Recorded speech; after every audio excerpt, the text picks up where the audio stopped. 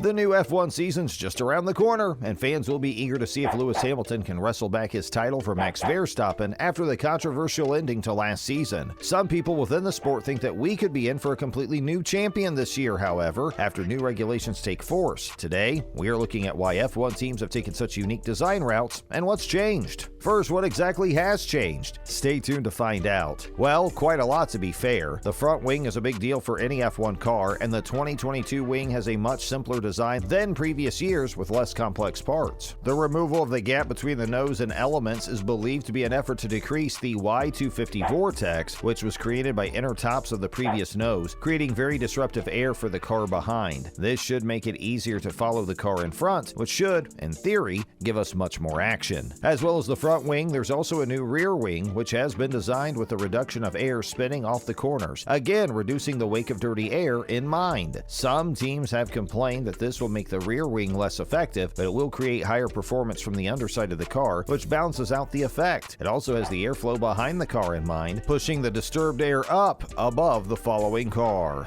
Then we have the floor. Although we do not see it, the bottom of the car has been redesigned to control the airflow even more with two underflow tunnels, which will serve to increase low pressure and cause the air to accelerate, which will pull the car towards the track. This all means the bottom of the car will play a bigger role this season and should also serve to lessen the impact of any dirty air hitting the following car. What else is new then? Plenty, as it happens. And what should be a closer season than previous campaigns due to all the change, there's also a new wheel design. And what a difference. Out go the 13-inch wheels from last season, being replaced by 18-inch rims, which also sport a lower profile tire from Pirelli. We'll also see a return to wheel covers for the first time in more than a decade, but teams will have to take into mind regulations about aerodynamic performance. Small winglets, which curve over the wheels from inside, will also be introduced in a bid to ensure cleaner airflow. Another big design change comes in the removal of the barge board, which will no longer be in play. Again, F1 bosses have the goal of reducing disrupted airflow in mind, as the barge boards were there to push the air as far away from the car as possible, which only served to create a low wake of disrupted air. Possibly one of the best changes we will see this season will have almost zero impact on airflow, which sees the introduction of greener, more sustainable fuel, which is obviously a huge plus. Many countries are now switching to more sustainable fuel, so F1 had to catch up and will now be using E10 fuel, which is 10% ethanol. F1 teams have to source their fuel from sustainable sources, and Mercedes Power Unit boss said the change this year to go into the E10 is probably the largest regulation change we've had since 2014. It shouldn't be underestimated how much work that took. So why the big change all of a sudden? Stay tuned to find out. If you hadn't noticed so far throughout our analysis of what's changed, the overarching theme appears to be the reduction of airflow behind the cars, which will impact the following driver, allowing him to get closer to his competitor. Some teams, including McLaren and Red Bull, have also opted for pull rod operations in their suspension systems. Both teams are doing their best to maximize airflow to the tunnel inlets and around the side pods, but it remains to be seen which bodywork design works best for the push or pull rod system. McLaren have even installed a push rod at the rear, which is very uncommon. This will hopefully work with their layout, which aims to optimize the flow around their Venturi tunnels. A lot of emphasis this season will be on side pods, and while some teams have gone for shorter side pods, with others going longer, they will all be hoping for increased aerodynamics in conjunction with their specific bodywork designs. The side pods have been affected by the new regulations, as F1 bosses called for a complete overhaul of the cooling layouts. As always, it's down to each team to interpret the new regulations however they see fit, and some teams have gone for some pretty unique designs. Amongst them is the Ferrari nose cone, which is split in two parts this year and means that aerodynamics can be tested without the need for retesting. A lot has changed this term. What do you see as the biggest and best change? Some news from Daniel Ricciardo and McLaren now. Stay with us. Australian driver Daniel Ricciardo has been telling anyone who will listen this week about how great his team's preseason has been so far. The guys at McLaren put the 2022 car through its paces over 365 laps across 3 days last week, which put them in third place in the testing mileage charts. Ricciardo himself set the fastest pace on the second day and had this to say: "I think we're in a good spot, but there's always something to work on and improve. So we'll give the team some data to work with and some areas of work to do, and I'll focus on what I can keep doing better." Ricciardo also claimed that over the 3 days, the team had put in an almost flawless performance before thanking everyone for their hard work over the past winter to put us in this position. Our favorite Aussie was also one of a couple drivers to try out new 18-inch wets last week, which he said had provided his technicians with some key information ahead of the new season. He said how it was good that he got a little bit of wet running, which the team learned a lot from, before revealing how it was really incredibly productive that they were able to rack up so many laps, and finished by saying, "Now it's about giving that information back to the team and trying to build on this positive start." Where do you see Ricciardo finishing this season? Let us know below. Daniil Kvyat has been speaking out about the unfair solution surrounding Russian athletes now. Stay tuned for this. In a bizarre twist of irony, which had a former F1 driver and Russian citizen complaining about something which he perceived as unfair, Daniil Kvyat has claimed that banning Russian athletes as a solution for the invasion of Ukraine at the hands of his country Russia is not right. A lot of people have suggested that any Russians claiming something is unfair, in light of their own country ignoring international pleas to call off the invasion of Ukraine, is largely laughable, after Kvyat said that the sport should remain outside of politics. Russia has long been accused of cheating in sport too, after their infamous Olympics doping program was exposed in the documentary Icarus, so a lot of people think that this has been a long time coming, and that Russians should probably think twice before using the words fair and unfair.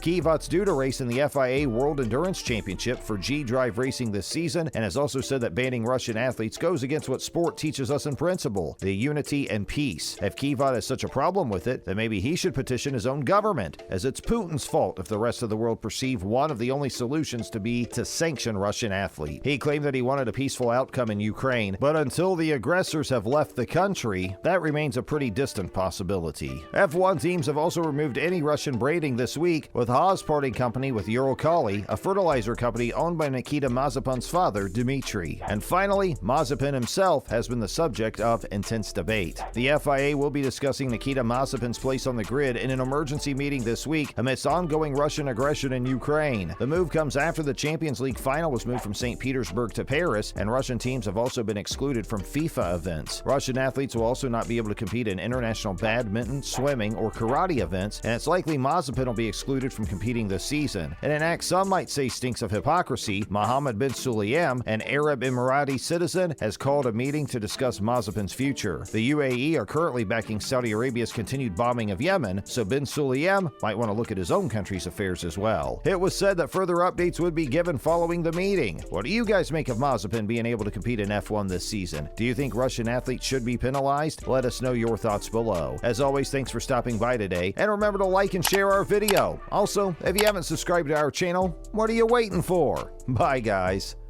Bye.